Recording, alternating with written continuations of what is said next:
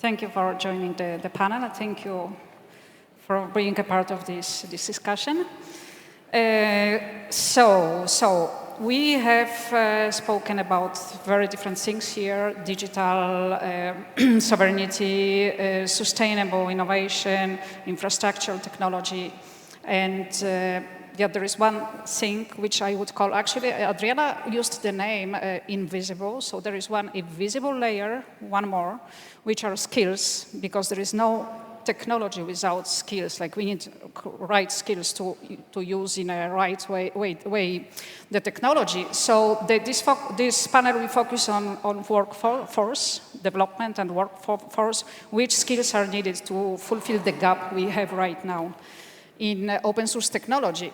So I have one question, very short one for everyone, okay? And then we will have particular questions to the panelists, because we have actually different profiles. As we have spoken about that open source is about collaboration, and so we need different organizations to gather together and to collaborate to make open source projects successful. So we have representatives of different sectors: academic, industry, organization on international level, local and regional level.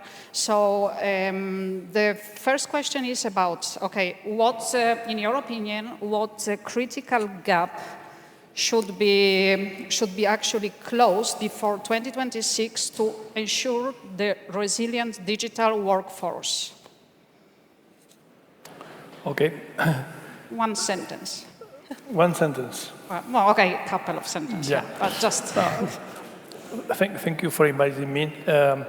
I think that the main issue we have to deal with is to solve the mismatch that we have between advanced skills, digital skills, and the real needs that the companies and the markets are having right now. That's maybe the major issue to deal with at this very moment. That's in short. Mm-hmm. Well, I don't know if I can be that short, but not to jump on the AI hype train either, but I think we need to embed computational thinking as a core competency across curriculums, both in education, but I think it's also something that applies already to the workforce. And here I think computational thinking is the ability to frame problems so that they can be solved by information processing agents, so by humans or be machines, for example. So it's skills such as abstraction, decomposition, systems thinking, and I think increasingly, because our systems in academia and industry and across are being mediated, I think industries across the knowledge economy are being mediated by AI, it's really important for us to have this thinking, not just computational thinking as a skill, not just to be able to have productivity gains from AI, but in the end, to be able to govern AI, you have to understand how it works. And I think this is a competency that's oftentimes missing from education, primary education, all the way to secondary education. In my opinion, the main goal that we need to reach this year to get a workforce resilience to change is to identify the main skills, capabilities that make that this workforce will be resilient to change, and design and develop effective training strategies to build these skills. For me, is the main goal to this year.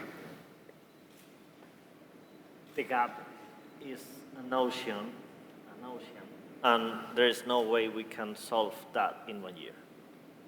Not in one sentence, yeah, I agree with, yes. Okay, and not quick solution, there are no quick solutions, but what would you say, what would we focus on to start with? We have to think, when we think on sovereignty, there's one European level sovereignty policy, which has been for the very beginning of the European Union, which is all the Política Agraria Común, Common Agricultural Policy. And it took more than 40% of the total budget of the European Union to keep us in pace with the food. That's the price for sovereignty. Just to keep eating our own food, we spend 40% of the total European Union budget. So if you take that to the really next level on digital policy, you don't have that 40% again for digital policy. It is half point of the European GDP. That's the number we are talking about. So you have to scale down your ambitions if your resources are allocated that way. Just to be crystal clear on that, we have to pick up our choices, our battles. And you lost chips, you lost operating system, you lost cloud computing, that's where we are. And now we can start crying or blaming. Well, what to do? Pick your battles and fight hard. Yeah, correct. Yeah. Okay, Maria Antonia, you have a different approach because you actually, your experience in your, like the role you're actually playing in the organization, which is UNICEF, right, ITU. So you could also give a different perspective, but not beyond EU, because you work on a global level with countries and projects in other countries, like Latin America, Central Asia, Africa. So I have a question for you. Okay, to start, the GIGA program you are managing right now connects schools with the goal of closing the gap in digitalization, exactly. So, however, the existence of infrastructure alone does not guarantee learning or future employability. So what conditions is this technology, institutions, or policy-related issues which are necessary for this digitalization to really to happen? Right, thanks for your question. So you're right. The existence of infrastructure alone here or anywhere in the world does not guarantee access to information or opportunity. And just having access to, for example, courses doesn't mean that it's going to translate into a usable or a skill that's in demand. But infrastructure is part of the puzzle, right? So at GIGA, we work with almost 50 governments right now at different levels of digital transformation. So it's a very different reality than that here, maybe in the EU.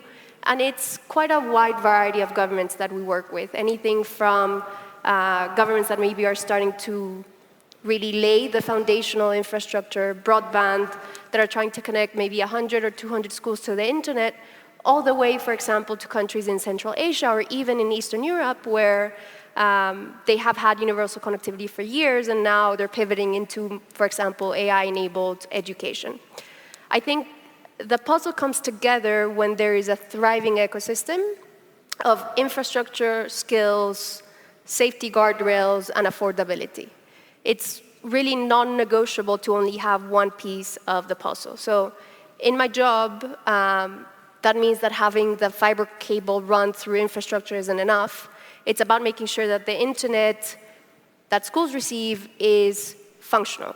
The content that youth want to access exists, and for it to be accessible in local languages, for example. So if I zoom out further and put on my EU hat, GIGA is based out of Barcelona with the very generous support from the government of Spain, from the City Council of Barcelona, and from the Generalitat.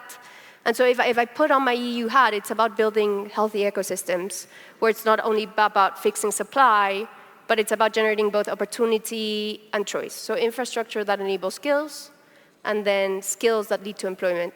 And then employments that enable individuals in the end to have like their own choice to elect how to participate in the digital economy.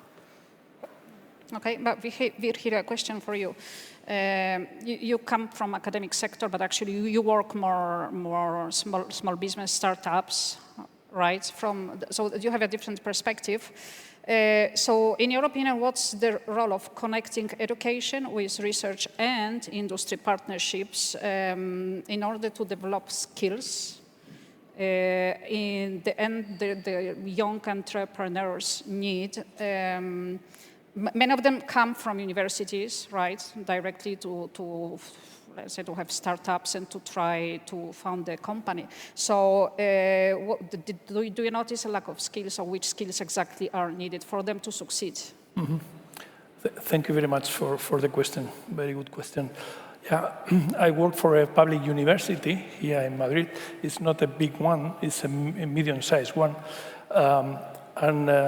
It's normally in public universities where you have the possibility to connect education, research, and company liaison. With those ingredients, you make sure that the students have access to the latest scientific advantages and methodologies who encourage creativity thinking and problem solving that normally, if you just receive education or basic education, you get, of course, the mainstream. But if you want to succeed or to exceed, you need to be in contact also with research. Otherwise, it's very difficult to be on top. Something that is also very important is that from the universities, like our university, public universities, dealing with research, we normally build a strong partnership with industrial entities. That makes sure that we create, or it's created an ecosystem where the skills and the knowledge can be developed in an efficient way. In summary, I would say that by connecting education, research, and business, the university provides holistic training and teaching to the environment, which enriches academic knowledge for the people who is involved in this type of activities. So I think it's a very good combination to take into account those three ingredients in the education process. Okay, Juan, for you, from the city of Madrid point of view, how can universities, SMEs, and technological and science parks be aligned with the city's needs, which means like energy, waste, mobility, accelerating entry-level employment, and at the same time, what do you think, what measures should be taken to build a more resilient ecosystem? Is it infrastructure, or time, or funding, or training? What do you think? Well, we work in different levels. One is collaboration with the universities and non-universities in the ecosystem, because we are seeing more and more the skills gap and the problems of the lack of professionals going to the public sector. You have to go for an exam to study laws, and those, for example, in the cybersecurity scene, going through an opposition or a challenge or an exam to become public servant is quite difficult anyway. So we are working also on non-university students, professional trainees and so on, FP, we call that here, to gather those talent. We have built an agreement with the university for one specific part of the city, which is very important for us, is IoT. We built IoT MATLab, which is a joint collaboration. We started with Polytechnica University of Madrid, and we are gathering further universities on board, where we set up a test bed with them to test the IoT devices in interoperability and cybersecurity point of view of the new devices roll out on the city. And in that ecosystem, the students get there, make their final projects of their career or their degrees, or even PhD students, and we have also some startups which are willing to test their devices and solution on that IoT lab ecosystem.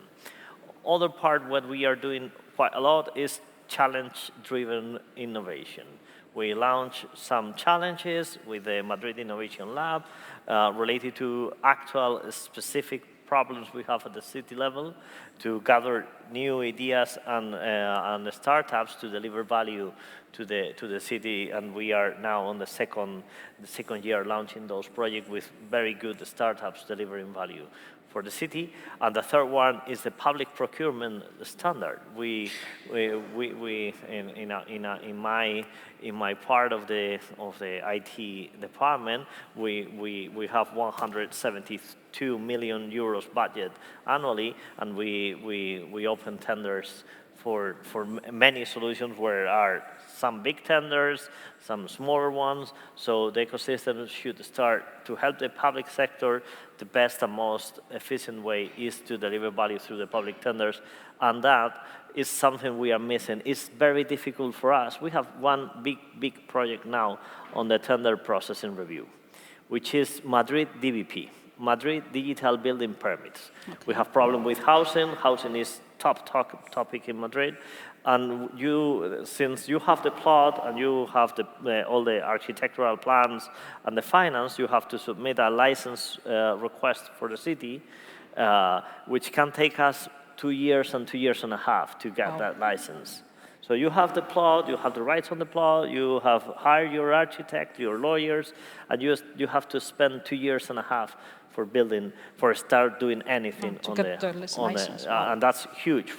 We have like 400,000 buildings on the line working through that line of 2 years licensing or even previous planning process, not permit process. And in that specific contract we are awarding is very advanced semi-automatic building permits. So you go to a platform and you submit your BIM process, your BIM files, and you see your 3D building and say, this is okay, this is not okay, the fire exit is not okay, the size, accessibility, whatever. And we are building that. But in that specific tender, we have to pick up between open source solutions and private not closed solutions. And we don't have very good tools to pick one because on the long run, the costs are different. Licensing on the one hand, maintenance and risk on sustainability of the code and that on the other one. And we are struggling to say which one is better and why. And we don't have in the public procurement law, we don't have very good tools to say, if you have to compare open with not open, public administration, we got to struggle. Okay, well, that's interesting. Okay. Thank you. Carlos, a question for you. You manage the Center of New Technologies in Galicia. You have a lot of trainings all the year, IT trainings. So my question is, which profiles are gaining the most traction in Galicia? IT, IoT, DevOps, data, AI, cybersecurity? And also, how do you ensure employment after the training, or do you, or are there any special activities you do to ensure that they get the jobs after? Well, we come from Galicia. It's a small region in the northwest part of Spain, and how Elizabeth said, I manage a center that is specialized in developing teaching programs in IT area, to workers of IT sector and to unemployed people. So we speak about the situation of teaching and the gap between the teaching programs and the real demands on public and private IT sector in Galicia. The IT ecosystem in Galicia is an ecosystem with a big transformation in several areas. We have a lot of important companies working in cybersecurity. It's the main topic in IT, Telefónica Tech, Gradian, departments of the university, MTEL, other companies, and public entities like Antega, that is the agency of regional government dedicated to cybersecurity, that establish this topic with like the IT main goal to develop in Galicia. Other topics that are important are data and artificial intelligence. There are a lot of small and medium companies using these technologies, but we found a gap between the possibilities of the technology and the real use in companies. And the third topic is cloud, but with a less developed in Galicia than in Madrid and other parts of Spain or of Europe. No? So the center to try to resolve this gap between these training programs and the real demands of the companies, of the market, we established a strategy with 3 lines. The first is co-creation with the companies. The training program of our center is designed by the IT companies of Galicia. So with this, we match the training content, the training program, the training course with the real necessities. The second line is establish programs that not with theoretical course, but with learning by doing course. With projects, with real projects that match this teaching with the reality in the companies. And the third line is establish vendor certification of companies or organisms or like LPI or something like that. It's very important because the companies recognize these skills with certifications and permit the people that get it to access to a position in the companies without any difficulties. So it's very important for people, for employees that need to improve their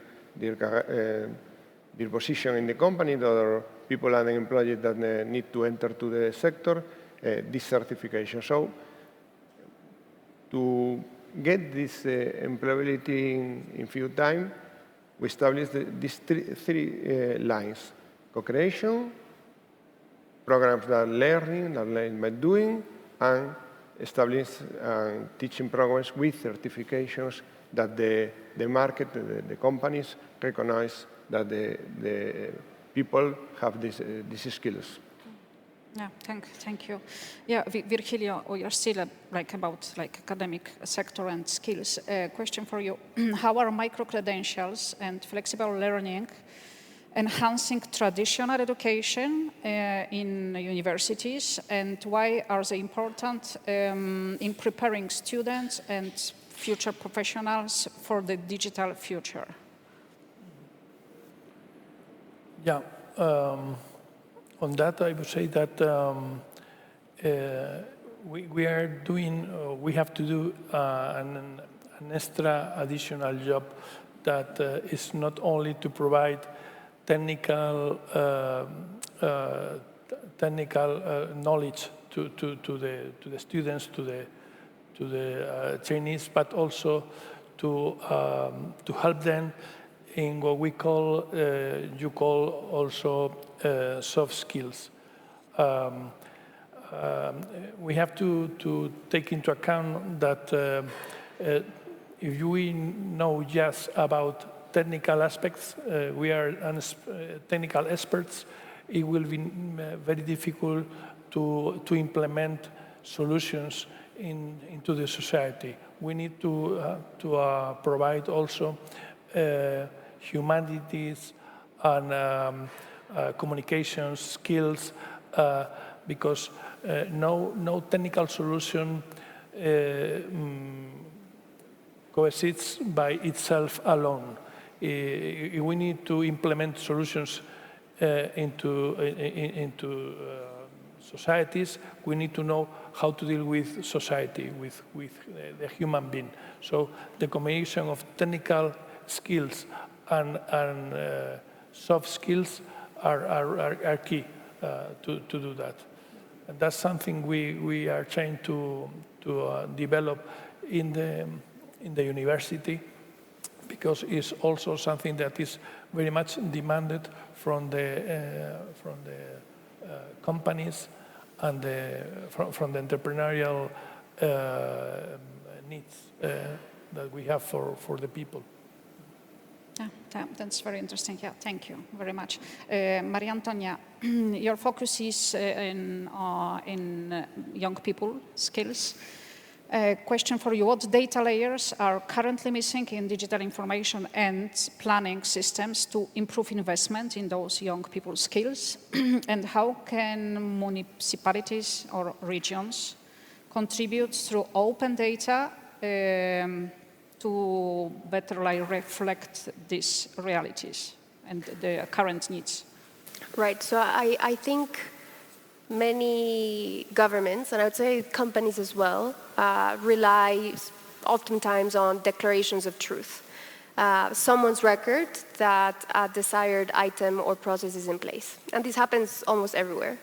But this model really misses what is really happening on the ground, and I quite like the angle of IoT, or sort of the ability to have more than a single point in time to deem whether something has happened, a process or a policy has been passed. So what happens in my area of work is that, for example, a government might pay for connectivity upfront and for a year, and there's a checkbox somewhere in a government system that says a school is connected. And now they have connectivity, so kids are good to learn. But in practice, it means that there might be connectivity to the box, to a switch somewhere in a small school, but there's no connectivity to the computers, and there's no connectivity to the students. So my answer is not necessarily about the area of school connectivity, but rather about the importance of getting live feedback or near real-time data on whether processes and systems are delivering outcomes. Bonus points if it's open data, because to our point earlier in the other panels, it's transparency drives accountability, drives collaboration. It means it's not a closed, predefined group only caring about something, but it's more of a collective. So I think it's perhaps not enough to have access to digital training courses, but to have metrics on who it's being accessed and by whom, and are they gaining those employability sort of benefits that we're looking for. So it's the importance about having feedback loops as a core part of the processes, and then data comes in and you can take corrective action. So I think for municipalities and regions here, there's a lot to contribute on the side of putting in place these feedback loops when interventions are designed, and also pushing for these data to be open and transparent, so that different ecosystems actors can also fill in the gap when they exist, when there's a market failure, or when something still, there's a gap that remains to be filled. Yeah, thank you.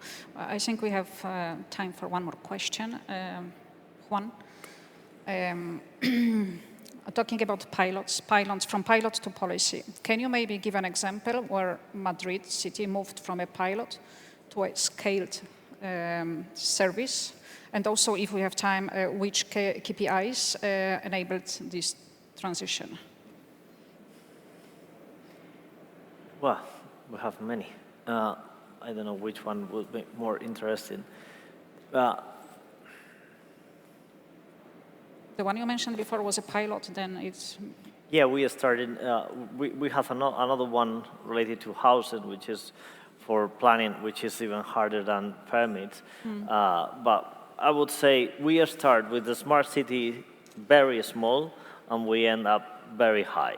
We start the smart city in 2014, with tiny projects related to IoT platforms, and we make like 10 or 12 projects, tiny projects related to smart cities. And at the end, we got to struggle with the financial crisis. We ran out of money.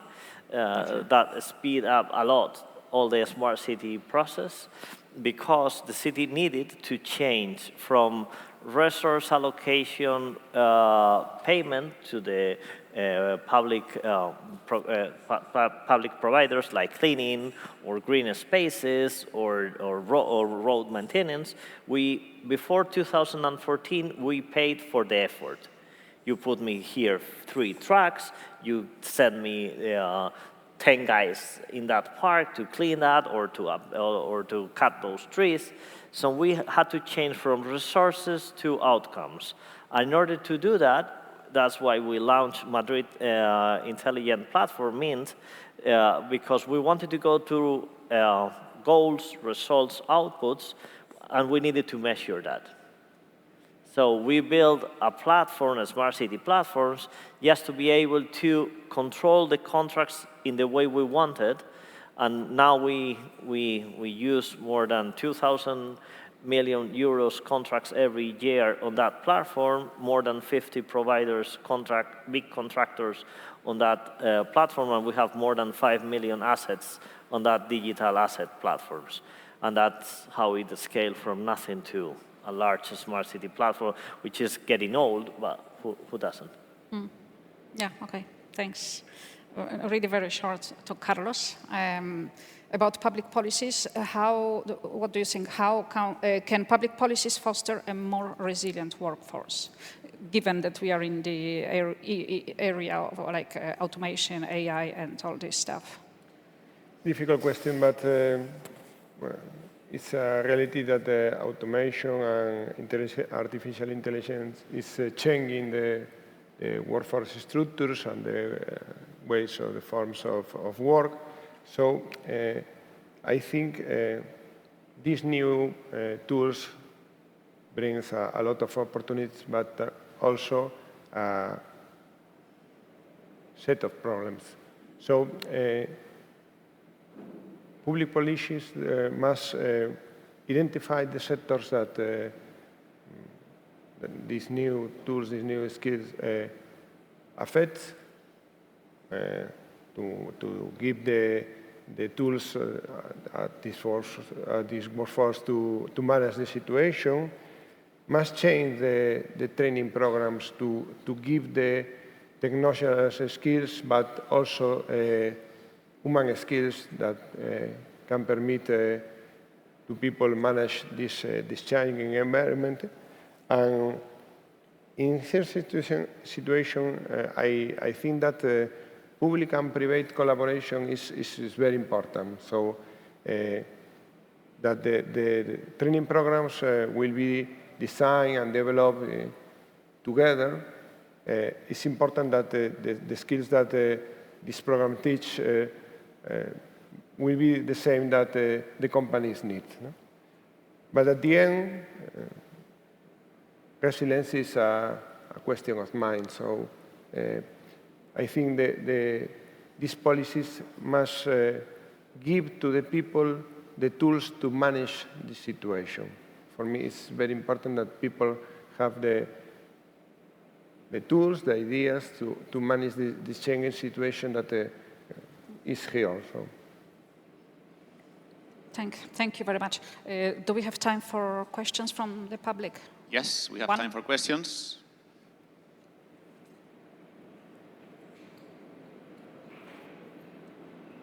Hello, and thank you for the panel.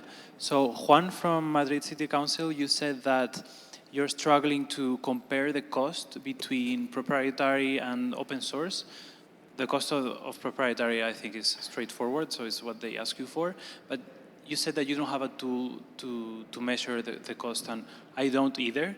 That seems like an easy fix. And my question is more for the audience, people who work in the sector. Have you identified, or do you have a solution for this? Because I don't think that it's that big of a problem, and it's really a statement from a a potential collaborator from the capital of Spain who is saying that one of the blockers that there is for implementation of open source in the public sector is that they don't know the cost, they cannot anticipate the cost of open source. So if someone has a solution or an idea for that, that would be wonderful. Very good point, yeah. I mean, just throwing out there, if someone in the audience yeah, has yeah. an answer, like not. Someone.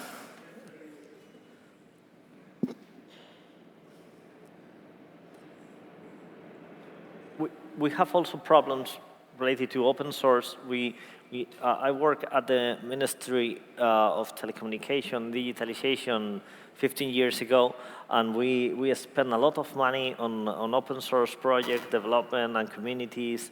There were some laws which were launched around that time, but the possibility for the public sector to deliver high quality code which can be useful for more than one administration tends to zero. It is very difficult. It is very difficult. I haven't seen many projects which were paid by the public sector in Spain. Yeah, I see some partners. It's basically politician movement saying that because of open source is higher than No. proprietary software. No, you. Like Germany or France wouldn't move to open source. No, I'm saying that we spend a lot of money in open source and see the projects which are live today. Live today. I'm not talking, we spend from the ministry like 10 million euros in local municipalities technology to deliver value to the cities. We have like 400 cities working globally on those solutions, and they are no longer there. They are no longer there. Those are, I'm very sorry, the hard facts are those. And we had problems to keep those projects living today. What we have seen in the public sectors is whether you have an administration which really delivers value and sells those projects and champion those projects from a more leading process, or you have private company which really somehow steals those public money investments, build a product on your development you paid, sell to the next public sector, next to the public sector, next to the public sector, and then deliver some kind of public sector solution which is owned by a private company. I can tell you many projects in the public sector right now which were based on 80% funded by the public sector, which should be owned by the public by law, and they are no longer. We at the City Council, we have a vision on, we call that open SaaS, which is we want our projects to be delivered and published as open source and delivered to other administrations where it struggle to really keep up the pace of updating, to keep the infrastructure, to patch, to support as a SaaS, software as a service approach. And we don't see that just sharing code is enough. We launched this month a service for setting up guarantees in front of the public administration in the City Council, thanks to the code that the regional government shared with us. But those issues are very difficult with administration because our IT and software development and continuous delivery, continuous integration capability support is not good enough to deliver industry-level support and operations.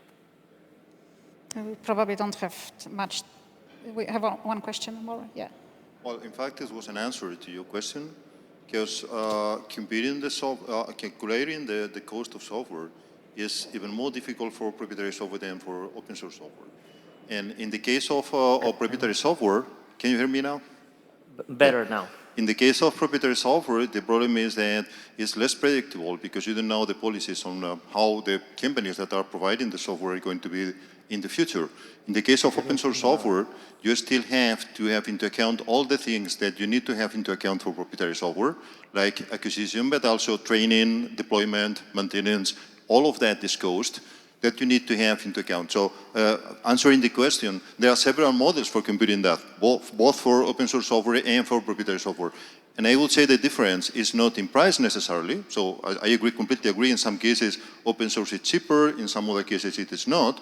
But open source usually is more predictable because you know what you can do, and you can also expect some competition. If you can have several companies providing the same software, you can expect competition. In the case of proprietary software, you never have competition usually. So that's my point. Thank you. Thank you. I think I'm probably just adding a couple of things along the same lines. When you try to value open source, it is incredibly difficult. I've spent years working on this. What we used to do was look at total cost of use, and that's very much about lines of code. It's about number of developers contributing. In reality, what we have to shift to is the value generated because of things like the SaaS that you're talking about. When you put open source into that context, it suddenly generates billions and billions of dollars globally because it sits underneath it. And it's a fact that it does that. There is no way around it. That's what it does. But there is a price, and you're talking about others taking your code and stealing it. If you've chosen, and it is a choice, to put in an open source license, they're not stealing it, they're using it. And one of the challenges we have in open source is that when you share something, you enable your competitors with your innovation. And that's just how it is. There's no way around it if it's going to be open source. But at the same time, you have also benefited from decades and decades of work, from thousands of people's contributions, millions of people's contributions that you are building on top of. And that iterative development is really part of the value. If I was in your position, what I would be looking for is my software to be adopted as widely as possible so that it became a de facto standard. And as a de facto standard, others would come around it and help build more of the ecosystem and the things that you need. Thank you very much, and thank you for all the questions.